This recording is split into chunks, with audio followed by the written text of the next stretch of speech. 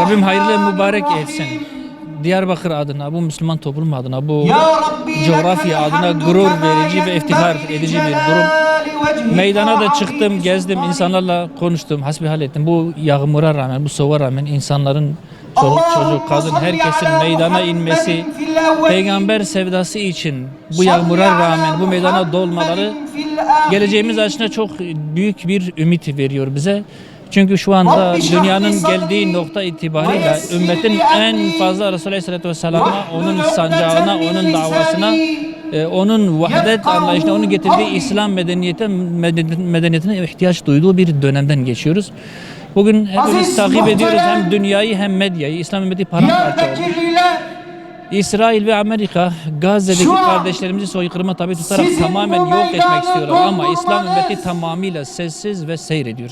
Hatta bazı hain İslam ülkeleri İsrail'in bir an önce Hamas'ı bitirmesi için her türlü imkanı da seferber ediyorlar ve baskı yapıyorlar.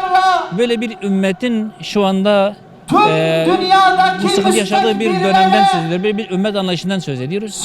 Bu nedenle bugün İslam ümmetinin Resulullah Aleyhisselatü Vesselam'ın cihad ruhuna, vahdet ruhuna en fazla ihtiyaç duyduğu dönemdir. Öte taraftan Türkiye'ye bakıyorsunuz, diğer İslam ümmetlerine bakıyorsun, ahlakın, vahdetin, anlayışın, aile birliğinin, erdemin kalmadığı bir dönemden geçiyoruz. Bizim çocuklarımızı canavarlaştırıp kendi kültürlerini empoze edip kendi çocuklarımız eliyle okullarda çocuklarımızı katlettikleri bir dönemden geçiyoruz. Resulullah Aleyhisselam'ın bu ümmete kazandırdığı her şeye, bugün her şeyden daha fazla ihtiyacımız var. Böyle bir ihtiyaç anında bu güzel programın, bu kadar insanın bir araya gelmesi gelecek anda çok ümit verici bir şeydir. Allah-u Teala mübarek etsin, Allah-u Teala daim etsin. İnşallah bu program bizim Resulullah Aleyhisselatü Vesselam'ın bize getirdiği İslam dinine sarılmamıza, onun medeniyetine dört elle sarılmamıza, bu sancak etrafında bir araya gelmemize vesile olacak inşallah diye düşünüyoruz, temenni ediyoruz. Bugün de ev sahibiyiz. Görebildiğim kadarıyla Türkiye'nin dört bir yanından insanlar burada. Büyük bir coşku var. Bu olumsuz hava koşullarına, bu yoğun yağışa rağmen insanlar akın akın gelmişler. Biz de az önce alandaydık. Her insanla temas etmeye çalıştık. Çok güzel bir coşku var.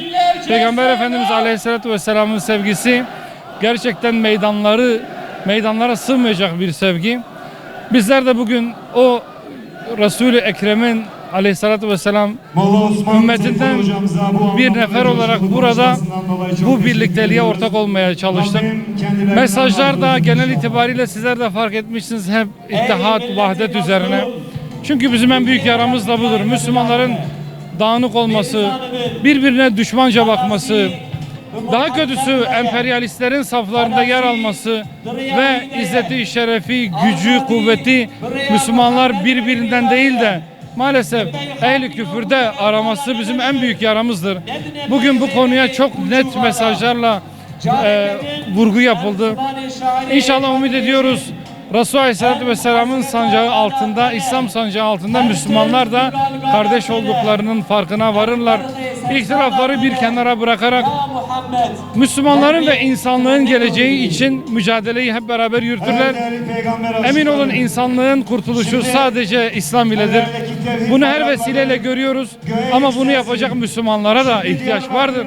İnşallah Müslümanlar birbirleriyle kardeşane bir biçimde kenetlenebilirse, doğusundan batısına, güneyinden kuzeyine, İnşallah dünyaya da adaleti hakim kılmaya muvaffak oluruz diyorum.